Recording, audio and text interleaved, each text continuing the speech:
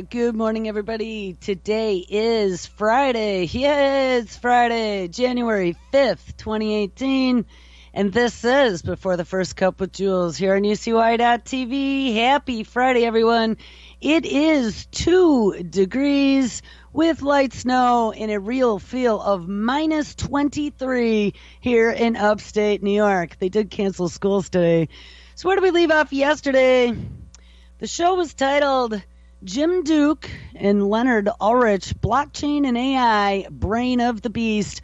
Now, I gotta say, I received a couple comments in regards to the fact that this guy was a little bit religious, and I really don't get off on Jesus talk, to be honest, but I thought he had a couple valid points. It was interesting that somebody looking at things through the lens of the Bible actually sees a lot of the things that we've been talking about on this show.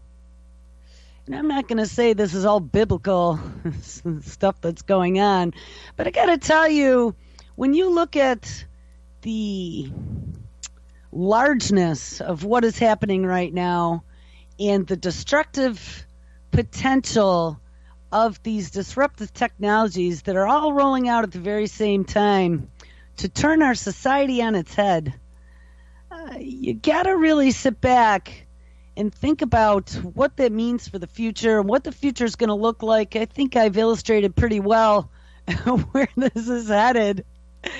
So, I mean, honestly, after doing this show almost 6 years, I want to tell you guys, you know, when I run some sort of lecture or talk or interview, it has been, for the last 6 months or so, extremely difficult for me since I was in the hospital and all that stuff happened this summer.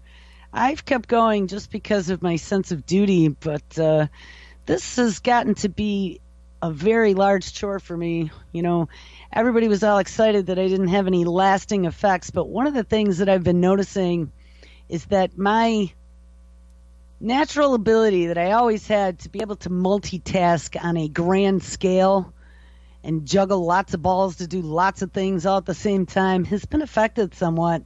And instead of it being painless, now has become a little bit painful. And this is on a daily basis doing this show. I mean, it really, every morning has been causing me some stress. So I don't know, 2018, I might decide to crank things back just a little bit. I don't know, I got to think about this a little bit, but I don't know if I'll be able to keep doing this 5 days a week here every single day for another year or 2 or 3. We might have to crank it back a little bit. So anyway, back to yesterday, blockchain and AI, Brain of the Beast. I don't think he talked a lot about blockchain, but the reason why I found that interesting was because we had covered a paper the end of the show 2 days before titled Blockchain Thinking, the Brain as a Decentralized Autonomous Organization. And they had discussed how they were going to utilize the security and the trusted exchange between different peer-to-peer entities to enable large-scale distributed computing to become the basis of mind file uploads. And I could see this happening. Being able to upload us to the machine is something that they have been working on for a very long time. You know, remember there's all this longevity medicine, live forever type stuff, immortality projects going on.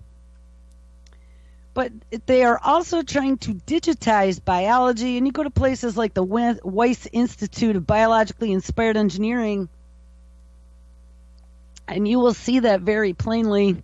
They're trying to reverse engineer biology and then garner any secrets that they can by applying artificial intelligence and putting it all into a big database to correlate, splice, and dice, try and find some sort of meaning.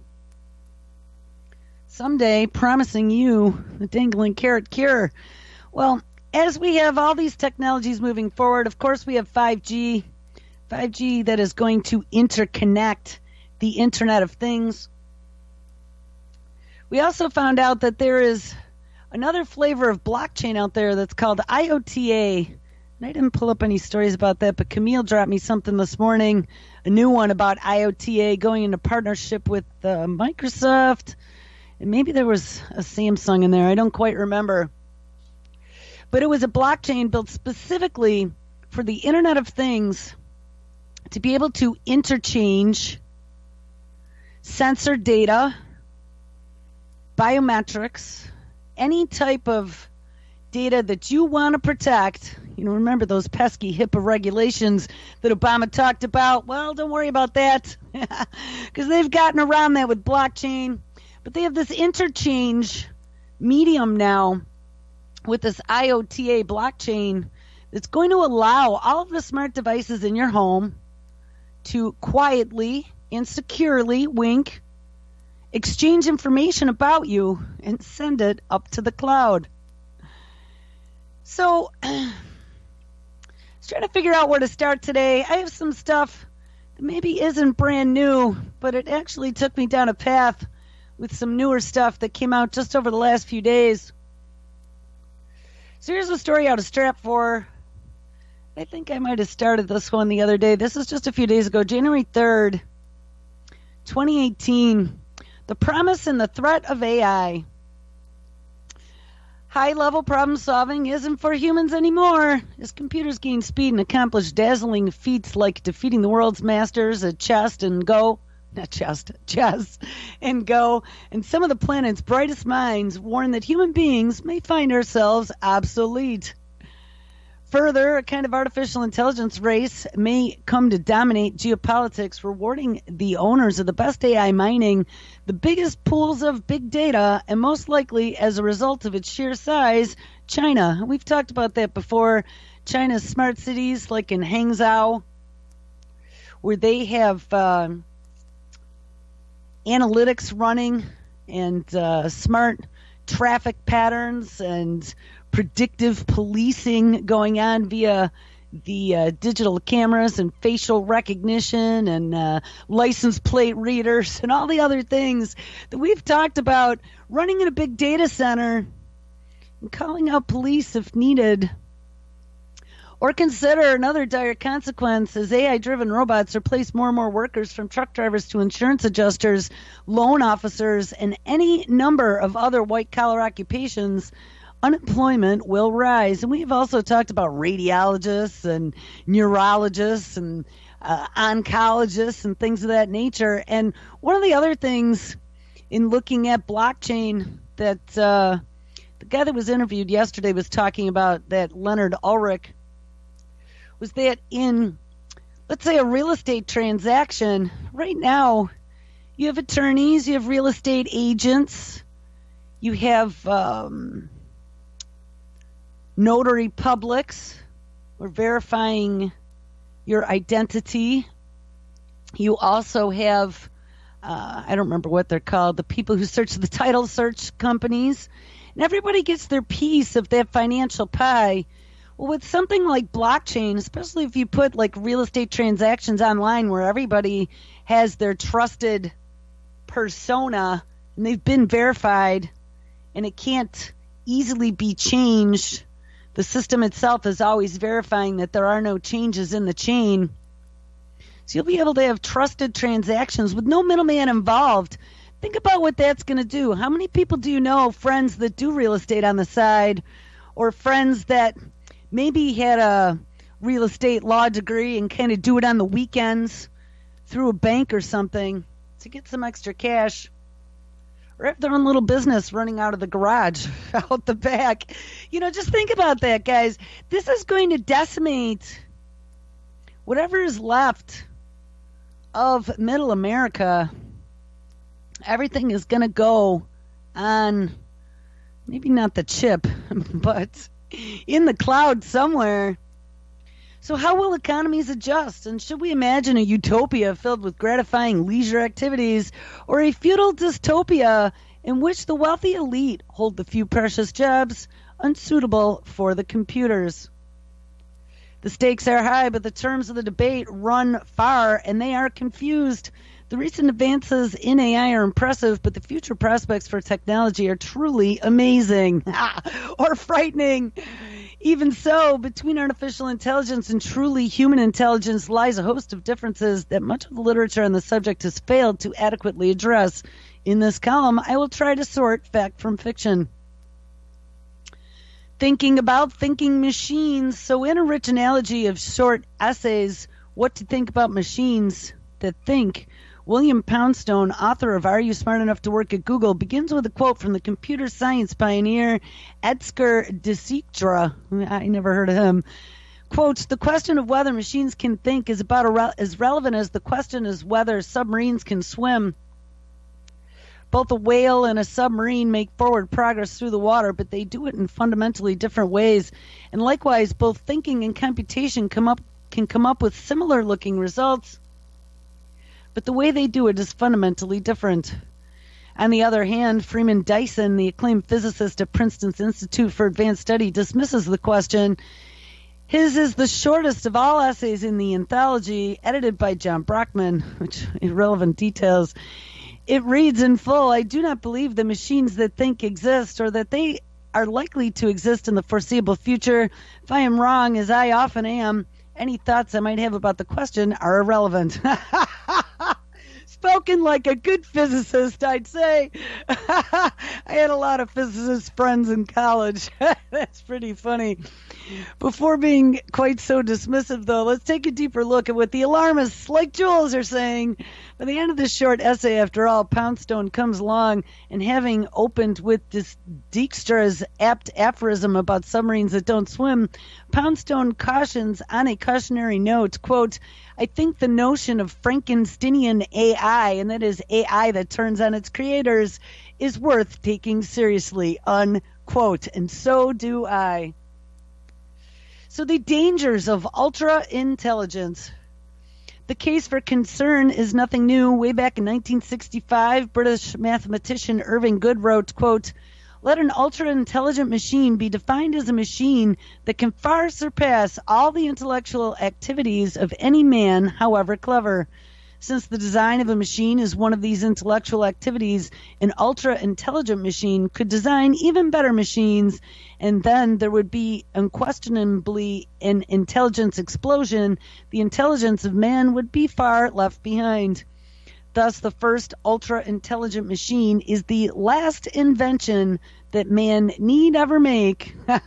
That sounds like a good sci-fi episode of something, provided that the machine is docile enough to tell us how to keep it under control. Yeah, like that is going to happen. We've already discovered with Google's deep mind that when they put adversarial networks against each other, and that would be two artificial intelligences competing in a virtual world for scarce resources, what happens is that the AIs begin to get violent and aggressive. So, if you're the one that's got the red off button next to your knee under the desk, I don't think that they're going to be benevolent to us, unlike what Ben Goertzel is hoping for. The last provision is key. While the sorcerer's apprentice may not be as malevolent as Frankenstein's monster, even the best intentioned apprentice can get out of hand. Yeah, look at every teenager. Hence the increasing attention of two different issues in the debates over AI. First, there's the question of how soon, if ever, machines will surpass human intelligence. Second is the debate over whether, if they do, they will be malignant or benign. In his book, Life 3.0, Being Human in the Age of Artificial Intelligence, Max Tegmark distinguishes 5 different stances toward AI based on these two dimensions. The categories come in handy for grouping many contributors to Brockman's volume, as well as to the many participants Tegmark pulled together for a conference on AI a few years ago. 1, those who believe that AI will exceed human intelligence in a few years. Virtually nobody these days, says Tegmark.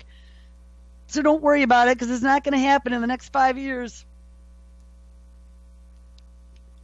Number two is the so-called digital utopians who hold that AI will pass up human intelligence in the next 50 to 100 years and that the development will be a boon for humanity. And that would be like Kurzweil. Kevin Kelly belongs in this category along with the Singularity is Near author Ray Kurzweil. Ding. Number three, people who think that, on the contrary, the achievement of superintelligence by machines will be a bad thing, whatever it happens. Tegmark calls adherents to this idea Luddites, and I am proud to put myself into that category. The contingent includes Martin Rees, the Royal Society's former president, and the American Computer Society's Bill Joy, who wrote the famous cover story for Wired titled Why the Future Doesn't Need Us, and we have covered that a couple different times. Number four is a group between the Luddites and the Utopians called the Beneficial AI Movement, which contends that AI is likely to arrive sometime in the next 100 years and that we better get to work on making sure that its effects are benign, not malignant. And that would include Elon Musk, as well as Oxford philosopher Nick Bostrom, the author of Superintelligence, Paths, Dangers, and Strategies, as are most people who took part in the January 2015 conference, largely to launch the Beneficial AI Movement. And number six, I believe, and finally, there are techno-skeptics, as Tegmark calls them, who believe that AI will never rival human condition. And along with Dyson, Jaron Lanier, the inventor of virtual reality, belongs to this group, as does neuroanthropologist Terence Deacon. If you accept the taxonomy, then the major questions about AI are how soon it'll overtake human intelligence, whether that event will have beneficial or deleterious effects, and what we should do now to prepare for those effects. Sounds reasonable enough. But there is a problem with Tegmark's taxonomy. It assumes that AI is trying to overtake human intelligence on the same racetrack, as it were, and as with the whale and the submarine, however, computers and human minds achieve similar ends through vastly different means, though at first glance they may appear to be doing the same thing, and that is calculating. Computers are built to be precise. Enter a given input and you get the same output every time. The behavior is extreme. Brains, on the other hand, are messy with lots of noise, and when computers are precise and deterministic, brains are stochastic, which I'm not exactly sure what that word means, but I'm thinking more of a chaotic format. And where computers work by algorithmic sequences, and we just found out that there was an algorithm that the brain works upon that simulate deterministic patterns of mechanistic cause and effect, the mind aims at meanings. So where computers run on hardware using software that is unambiguous, one-to-one mapping called code, the brain runs on wetware. And that is a term you're going to start seeing more and more that is going to differentiate between the meat bags, which are us, the tin cans, which are Atlas, and the skin jobs, which are going to be where, if we make it through all the stories today, we're going to end this show. Where computers run on hardware using software that is unambiguous, one-to-one mappings called code, brain runs on wetware that is just not a circuit diagram of neurons, but also a bath of blood, hormones, and neurotransmitters. One of the reasons why dopamine is so important, also oxytocin. So to be fair to those who buy into the computational metaphor for the mind, and all of the digital utopians do, AI might easily be confused with human intelligence because, however much we may know about AI, we know shockingly little about how the brain works and next to nothing about how subjective consciousness emerges from that bloody mess. But what we do know is that the brain is not a hardwired circuit board. Techno-skeptic Deacons deconstruct Silicon Valley's adoption of the computational metaphor. In his book, Incomplete Nature, quote, like behaviorism before it, the strict adherence to a mechanistic analogy that was required to avoid blatant homuncular assumptions, I mean, talk about like pompous language here, come at a cost of leaving no space for explaining the experience of consciousness or the sense of mental agency. So, like a secret reincarnation of behaviorism, cognitive scientists found themselves seriously discussing the likelihood that such mental experiences of consciousness do not actually contribute any explanatory power beyond the intermediate material activities of neurons. I don't know if that made any sense. But hey, let's jump to the next story because we already have wasted 20 minutes. So this one is titled China Reveals Major AI Center, and this was 2 days ago. The brand new $2 billion with a B dollar facility will be based in Beijing and focus on quote unquote national level use cases for AI. Beijing is going to get a huge AI research center in the city's west, according to Reuters. Citing the Chinese news agency Xinhua, Reuters says Beijing is looking to invest $2.12 billion to build the center in the city's Mengtiao district, which will house more than 400 different enterprises. It will have an annual output of 50 billion yuan, and the developer of the project is the Dong I hate trying to say Chinese names. Donggachkong Development Group, and the group will look for partners among foreign universities. The center is intended to be a national-level AI lab. Artificial intelligence is relatively new with huge application potential, which is why many of the world's leading economies are looking for ways to develop and improve the technology. China's goal is to become a world leader in AI by 2025. And Reuters also says the tensions are flying high between the United States and China when it comes to applying AI technology in the military. As a country, China is doing a lot to improve its AI game and is working on growing the local industry from 150 billion yuan in 2020 to 400 billion yuan by 2025, and is doing a lot to bolster talent and investing in AI by urging all companies, private and public, to cooperate. So AI is chugging along in the United States, and one of the big places where it is chugging along is in the healthcare marketplace. Now, we read about yesterday and the day before, actually it was more the day before, about all the different ways that blockchain is invading different vertical markets here in the United States. The government's getting on board, education, healthcare, different legal agencies to be able to secure transactions and to grow and to keep away pesky hackers. One of the things I was reading about, everybody has been talking about the lack of security. Oh my God, the Internet of Things. We can't be safe from hackers. Well, maybe the blockchain will help us. Listen to this.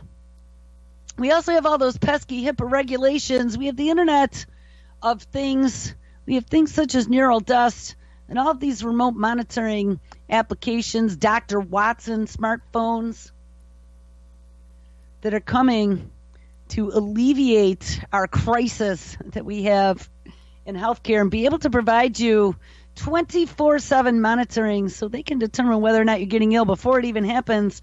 Predictive healthcare. So this one caught my attention. IBM, blockchain and artificial intelligence combo to alter healthcare.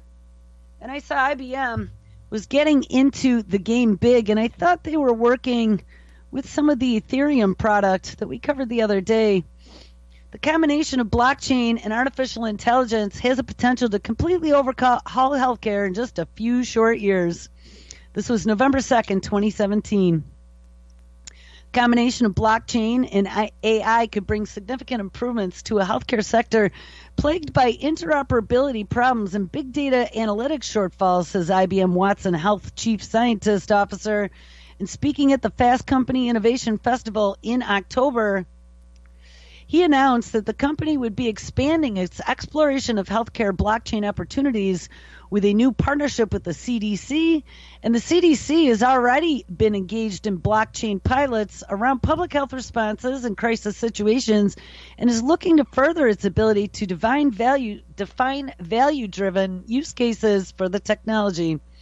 A new partnership will complement the existing collaborations between IBM Watson and the FDA, given IBM's additional insight into how blockchain, in tandem with artificial intelligence, could overhaul the way the stakeholders extract meaning from the overwhelming volumes of big data in the industry. One second, I got to pull my heater a little closer. Blockchain is very useful when there are so many actors in the system, and it enables an ecosystem of data and healthcare to have more fluidity, and it allows AI users to extract insight from the data. IBM has been angling to become a leader in the blockchain space with several projects in financial services, healthcare, and other sectors that could benefit from the distributed ledger approach to data management. Blockchain is a major focus for IBM as a whole. And the big investment for IBM, of course, is Watson Health, and it thinks blockchain could have a major impact on healthcare and life sciences, especially around how big data is stored, shared, and used for various applications. Blockchain purports to offer enhanced security and data integrity, as well as opportunities to maintain more control over access to their data and how it is controlled. Healthcare data resides in many different places: the primary healthcare provider, the hospital, the lab where the results are processed. And if you have a patient's consent to share the data between these different areas, you could pull together the different elements for use within a particular application or service that is needed. A permission blockchain brings together trusted collaborators, and each of them can join the chain or run their own chains. Make sure you check that box so you can join the guinea pig research. And the distributed ledger will keep track of all the events that are important for that particular iteration of the provider within the patient's care team for whatever they're trying to accomplish. Payers are also keenly interested in creating more trustworthy data management system, and that would be the insurance companies, as they could support better value-based care and complex administration processes involved in claims, education, and payment. Oh, I see you're eating Cheetos there, Johnny. That isn't going to jive well with being in the hospital last week. I mean, guys, this is going to become extremely invasive.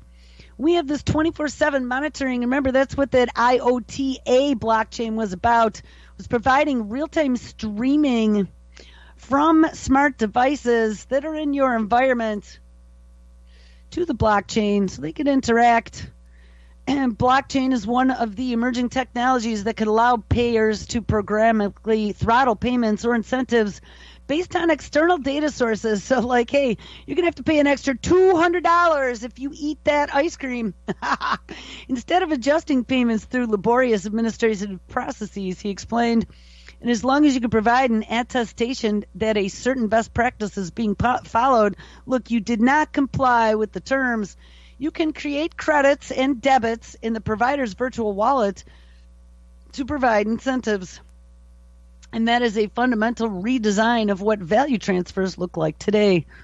Almost all the nation's large healthcare plans are currently implementing or actively planning to spin up a blockchain solution for at least some of their administrative needs, as a recent survey from Black Book setting up the potential for broader adoption in the near future. Activity in the insurance space is quickly outpacing interest in the provider side. 68% of all size insurance is aimed to take blockchain approach in at least one business problem by the end of 2018, while 12% of providers are planning to do the same. And think about it, also your car insurance, you're going to have little black box feeds for every single thing you do. Self-driving cars are going to watch everywhere you go. This isn't going to be a pretty future. And as with financial services and banking, the payer faces use cases for operational efficiencies, and the back-end processes may be clearer at the moment, leading to speedier adoption rates. Right, cut out all the middlemen, make more profit. Payers may also be able to use AI tools to identify fraud and incorrect billing and efficiently, and if blockchain-based provider identity management and claims education techniques make it easier to identify anomalies in billing patterns. And remember, you're also going to have an online digital ID. And however, adding a layer of artificial intelligence to this blockchain could also drastically improve healthcare providers so they can extract actionable insights from big data that is fundamentally more trustworthy than before. Yeah, like asking the patient questions. Did you take your pills every day? Oh, look, your smart pill says that you didn't. And if a patient himself has verified that his records are complete and up to date, and we find out later that you lied, because that is what's going to happen, and accurate on a permission blockchain, artificial intelligence algorithms that stratify risk, suggest diagnoses, or identify gaps in care may be more efficient and effective. For example, Now, how frightening is that? We're going to give you a risk number, Johnny, because you're doing things you're not supposed to do. A recent Frost and Sullivan report suggests that the convergence of blockchain with machine learning and AI could also reduce pharmaceutical supply chain issues and create better clinical trials and allow integration of the Internet of Things data into clinical care environments. The blockchain-based system will enable unprecedented collaboration, bolstering innovation in medical research and the execution of larger healthcare concepts such as precision medicine and population health management. You will be managed, and that is the way it is going to be. Every facet of your life will be managed, and it will have to be good for you to keep the social cost down. Blockchain technology may not be the panacea for the healthcare industry challenges, but it holds a potential to save billions of dollars by optimizing current workflows and disintermediating some of the high-cost gatekeepers.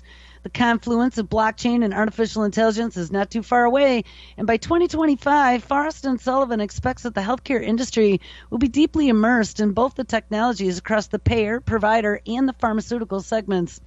IBM also believes the inflection point for AI and blockchain is just over the horizon. While the industry is still in its infancy at the moment, progress happens quickly, and unforeseen breakthroughs can radically alter the technology experience in just a few short years. So when a bunch of physicists collaborated and created this thing called the World Wide Web a few decades ago, nobody imagined Facebook, Google, and Amazon. So with blockchain, we can collect data and extract insights through artificial intelligence, and the future will have an economy around that we can hardly even imagine right now. Because remember, all of your data is going to be monetized, and that is what we discovered in reading about that IOTA blockchain. You will be sold, and there will be money to be made. Remember, a lot of these blockchains also have involved cryptocurrencies that are used for exchanging applications and data between the applications. People are making bazillions of dollars. And like I have told you, that is the dangling carrot. That is one of the 7 deadly sins they used to talk about. One of those 7 things that can corrupt man to go places they wouldn't normally go. But with this promise of this glowing light on the horizon, people are throwing their support behind these technologies. There is this promise. Yeah, but they don't see there is also the threat of losing your autonomy completely. So I ran across something the other day. This was from October 17th, 2012, but it doesn't matter because it's out of Psychology Today. This is one of those articles that's kind of time-tested, titled Greed, the Ultimate Addiction. Now, we have talked about addictions before, that dopamine carrot button that is pushed very frequently utilizing our devices that is helping suck us into the machine. So what is the unquenchable thirst for wealth all about? And like I said, all of this crypto boom and just putting blockchain in your name, fueling 200% increases in your stock price is all about. So what connects the various elements of addiction is that enough is never enough. Not for long, anyway. And as the addict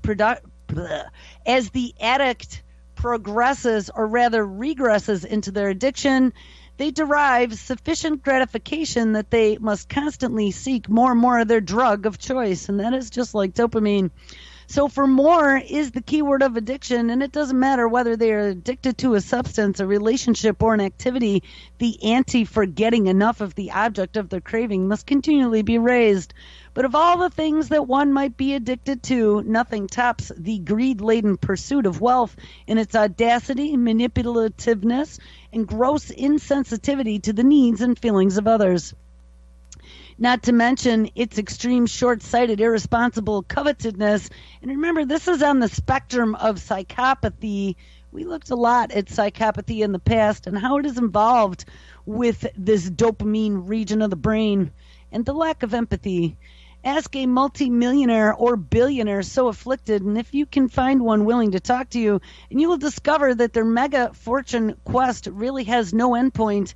They won't be able to name a definitive millionth or billionth that finally will do it for them because they can't, which means that they will recap their riches as itself becomes an end. Chasing every financial opportunity, and it cannot be overemphasized, to the detriment of virtually everything else in their life. Ding, ding, ding, ding, ding.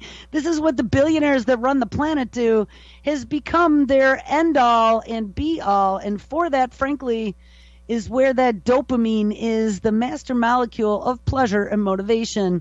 And the end for them is simply the high or the dopamine release they receive each time they do a deal, turn a profit, or make a quote-unquote killing. And just like other addicts over time, because of the related phenomenon of tolerance and dependency, they need to make bigger and bigger killings to get the ego gratification they require in order to feel good about themselves. So this time they are playing for the ultimate game of world domination with the technological grid that they are dropping upon us at a cellular and even a molecular or a femotechnology level. In general, their money high has to do not just with the feelings of fiscal elation, but also with a kind of self-inoculation. What perpetual wealth production inoculates them against are underlying, barely recognized feelings of distress, such as depression, anxiety, guilt, or shame, which stems from a belief that deep, deep down, they may not be good enough at all. So greater and greater financial success is required to help them sustain their cherished illusion that they really are superior in economic terms, vastly superior to others, and most conveniently, ding ding, a narcissistic fix for whatever subterranean doubts they may yet harbor about themselves. And this is the society that we are creating in the future, is this narcissistic, centralistic, instant gratification society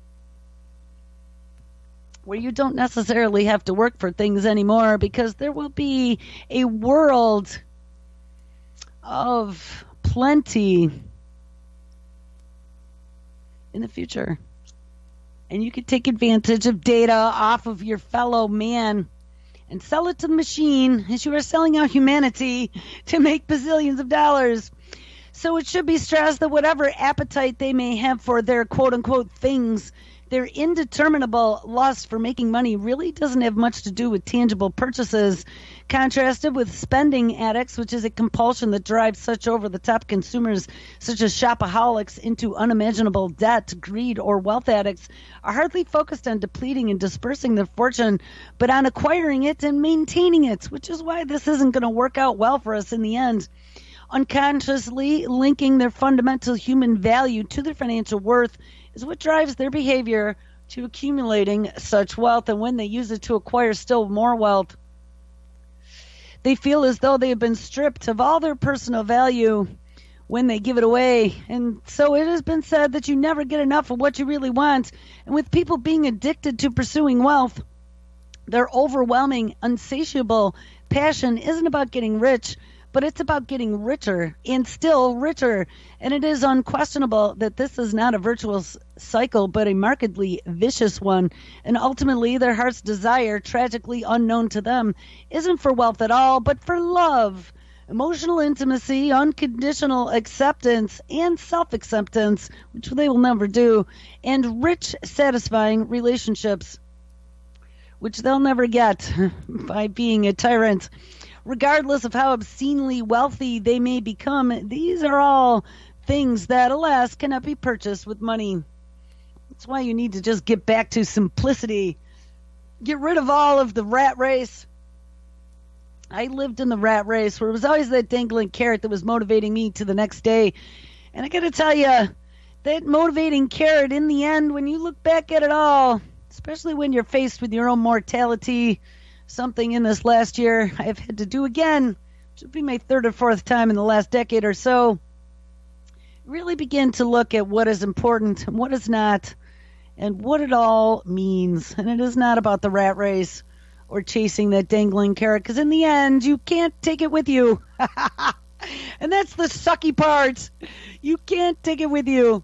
So anyway, the final debacle of their pursuit isn't simply that their monetary accomplishments can bring them the everlasting happiness and peace of mind they secretly crave, unless, of course, you find a way to spend it to upload yourself to the machine. And that's what a lot of them are doing. Remember, we talked about that Silicon Valley executives trying to defy death.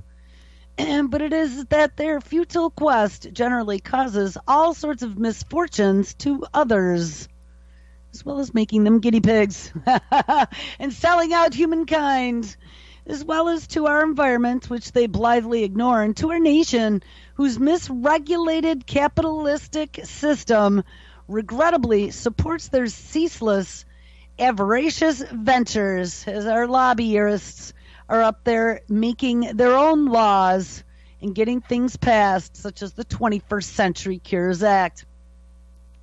So remember, we had this federal brain initiative, and this was going to give all kinds of money to the research of the human brain so they could cure mental disorders. Well, there was something that came out just yesterday, 2 days ago, January 3rd, 2018. New brain mapping techniques reveals a link between neuronal connectivity and your IQ. Well, how wonderful, because remember, as we are being scanned through all of these new healthcare techniques that we are becoming guinea pigs for every time you go to the hospital, and I had like 4 different scans in a very short period of time, and I'm in that database somewhere. They're putting artificial intelligence, and Nvidia, I mentioned the other day, has inked a partnership with like GE Healthcare or something like that to be able to scan these scans. Remember IBM Watson as well. They're looking at different CT and MRI scans, trying to be able to determine what means healthy and what means you're not, and to be able to determine how long you have to live just by your scans. Well, now they can determine your IQ. So all it's going to take is a simple scan to determine whether or not you are intellectually sufficient enough to be part of the future bloodlines of reproduction when sources and resources on this planet get scarce. That's where I look at this going in the end.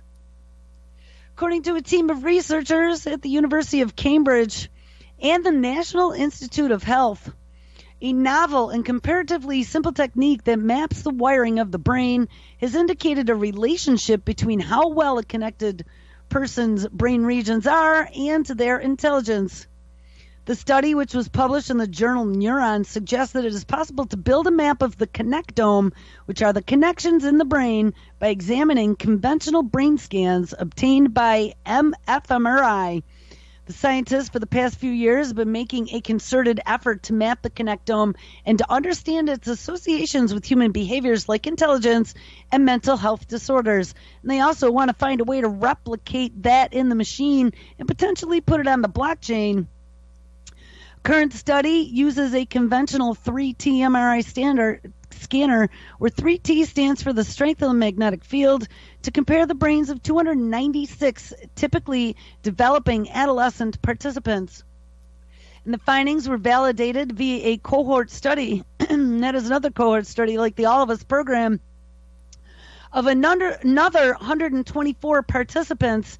And the conventional MRI scan provides a single image of the brain that enables the calculation of multiple structural features of the brain, and each region of the brain can be described using nearly 10 distinct characteristics. If 2 regions of the brain have similar profiles, the researchers describe them as having morphometric similarity and are assumed to be connected to a network. This assumption was verified using publicly available MRI data on a cohort of 31 juveniles, rhesus monkeys, in order to compare to a gold standard connectivity estimated in that species. The team built maps indicating how well connections of the major points called hubs are between different regions of the brain network, and they were utilized using morphometric similarity networks. The findings suggested an association between the connectivity in the morphometric similarity network in the brain regions related to higher order functions like problem solving, language, and intelligence. Well, phew! So they were able to find those regions that work for higher learning, IQ, and making connections. Well, what is coming out of all of this? You remember we talked a little bit about EEGs. There was a lot of technology in mapping the electrical activity in the brain and being able to distinguish what different activity translates into for movement and thoughts. There were some brain-computer interfaces coming that would allow you to control a computer with your thoughts. Good old Regina Duggan, formerly of DARPA, then went to Google, and then moved over to Facebook. Now she's leaving, going to some unnamed yet place. Was working on this neural interface that would allow you to interact with Facebook just by your thoughts, which I think is kind of amusing because I can't always hide my thoughts. Well, I ran across a story yesterday that caught my attention. I thought, well, this is quite a twist on this. Nissan. Next time you get a Nissan, you might have a new technology that's called B2V. Nissan's computer electronics show concept reads your brainwaves to, quote-unquote, predict your moves, and it promises to benefit both manual and autonomous driving. Some things automakers show off are pretty straightforward, whether they're a new infotainment system or a part of an autonomous driving system. But arriving at CES 2018, which I think is this next week in Las Vegas, with a left field concept that involves hooking a car up to your brain. This is kind of hysterical, actually.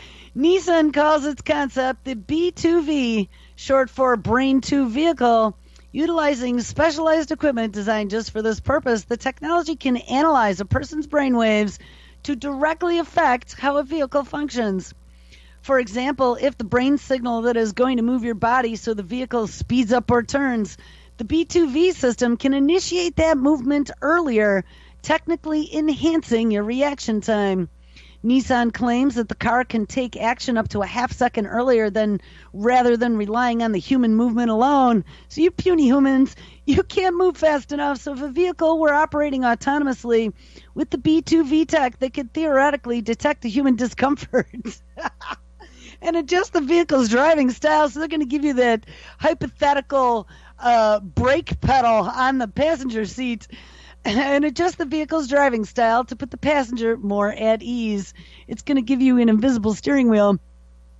So while this would be rather cumbersome and complicated things to bring to a hectic show floor at CES, that's the Consumer Electronics Show, Nissan will have a driving simulator on display that will show off some of the elements of the technology and will be on the ground next week. So check back here for more interesting auto-adjacent technologies like this. So I just had to share that because I thought it was interesting. So as we have brain-computer interfaces that are going to allow us to interface with our car, there was a story that came out, and I couldn't find a date on this document, and I hate when they do that, but I think, if I am not mistaken, this was probably back in 2014 we first started reading about these technologies that were financed by DARPA.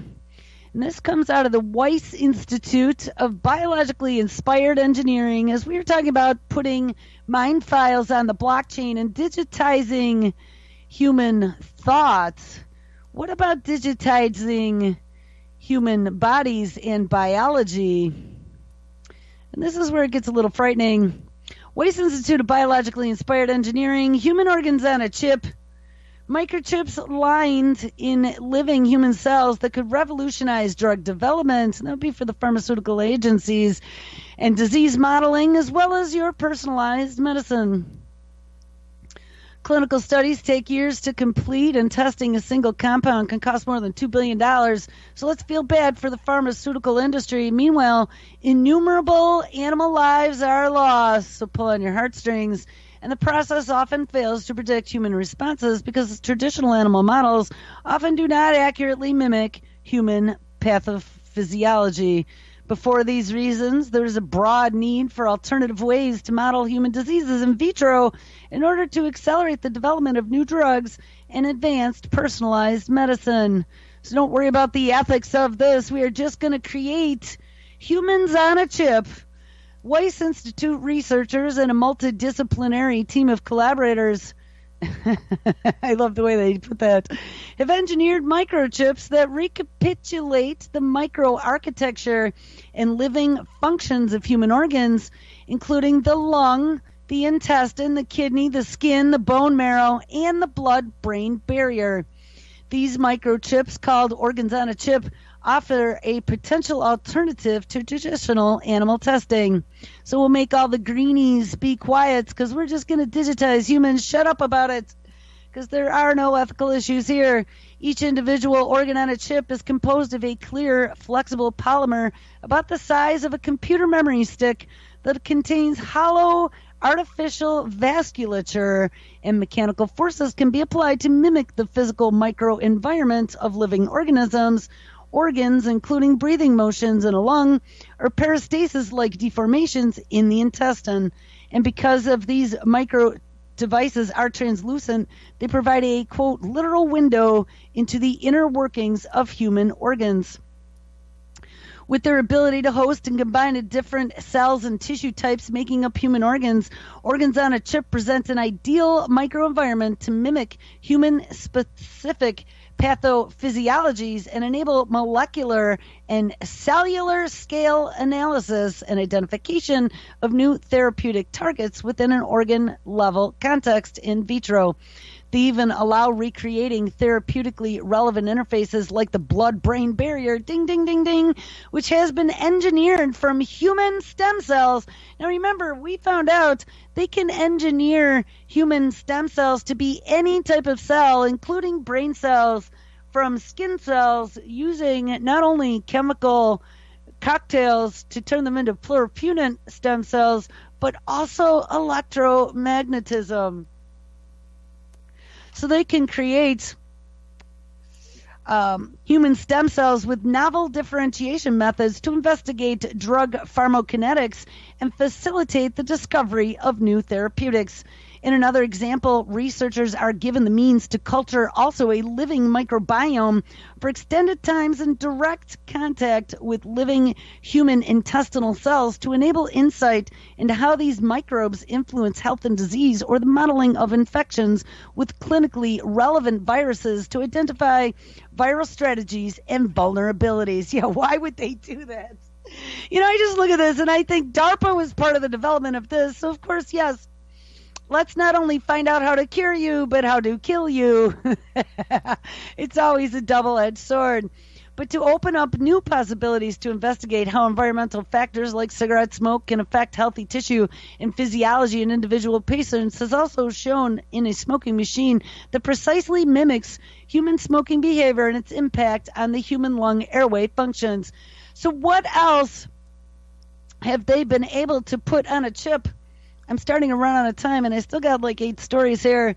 Scientists have made a brain on a chip, and this was January 17th, 2017. This in vitro brain on a chip mimics the brain's connectivity, allowing researchers to examine different types of cells and connectivity between different brain regions.